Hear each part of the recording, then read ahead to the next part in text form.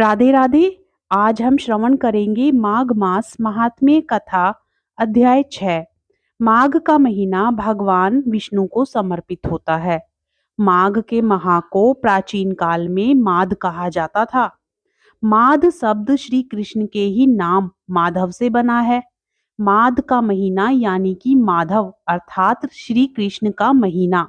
भगवान श्री कृष्ण भगवान विष्णु के ही अवतार हैं। इसी कारण से माघ के महीने में श्री कृष्ण की पूजा का विधान माना जाता है। इस माह में श्री कृष्ण की पूजा करने से व्यक्ति को अनंत सुखों की प्राप्ति होती है।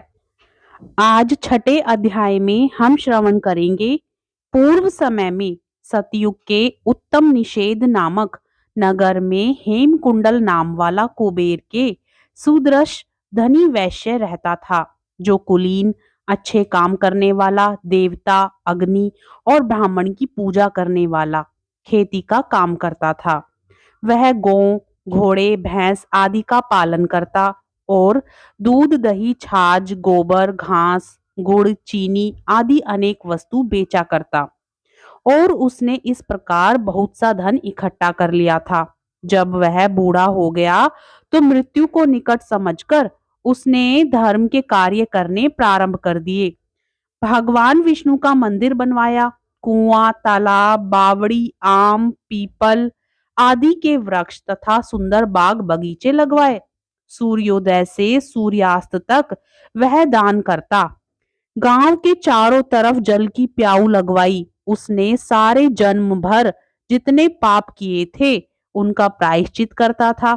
इस प्रकार उसके दो पुत्र उत्पन्न हुए, जिनका नाम उसने कुंडल और विकुंडल रखा। जब दोनों लड़के युवावस्था को प्राप्त हुए तो हेम कुंडल वैश्य गृहस्थी का सब कार्य सौंपकर भगवान की तपस्या के निमित्त वन में चला गया और वहां विष्णु की आराधना में शरीर को सुखाकर अंत में विष्णु लोक को प्राप्त हुआ। उसके दोनों पुत्र लक्ष्मी के मद को प्राप्त बुरे कर्मों में लग गए। वैश्यागामी वीणा और बाजे लेकर वैश्याओं के साथ गाते फिरते थे। अच्छे सुंदर वस्त्र पहनकर, सुगंधित तेल आदि लगाकर, भांड और खुशामदियों से घिरे हुए हाथी की सवारी करते थे और सुंदर घरों में रहते थे। इस प्रकार ऊपर बोए बीज के सुदृश वह अपने धन को बुरे कामों में नष्ट करते थे। कभी किसी सत पात्र को दान आदि नहीं करते थे, ना ही कभी हवन, देवता या ब्रह्मा जी की सेवा तथा भगवान विष्णु का पूजन करते थे।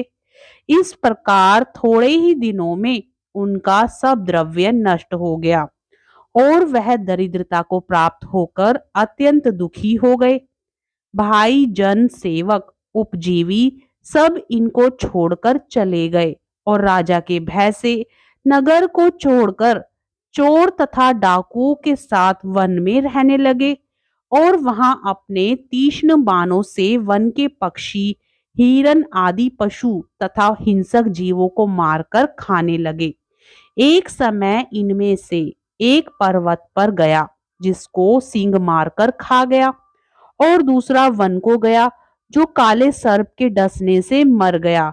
तब यमराज के दूत उन दोनों को बांधकर यम के पास लाए और कहने लगे कि महाराज, इन दोनों पापियों के लिए क्या आज्ञा है।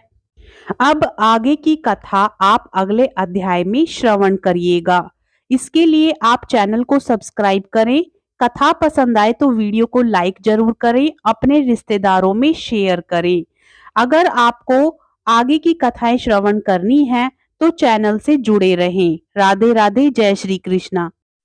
ओम नमो भगवते वासुदेवाय नमः। ओम नमो भगवते वासुदेवाय नमः। ओम नमो भगवते वासुदेवाय नमः। ओम नमो भगवते वासुदेवाय नमः। ओम नमो भगवते वासुदेवाय नमः।